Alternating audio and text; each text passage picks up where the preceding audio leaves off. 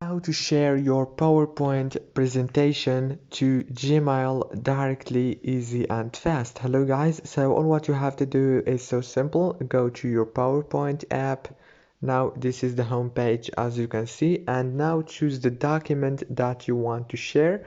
For example, I'm gonna choose the first one, this one, and now all what you have to do is click on this little share option here in the top corner like this, and choose the full document option, the second one, and click on presentation. Now it will give you this option, and here is the Gmail option. Click on it and you will be able to share it to Gmail directly. It's very easy and fast. If this video was helpful, please don't forget to like and subscribe. See you later.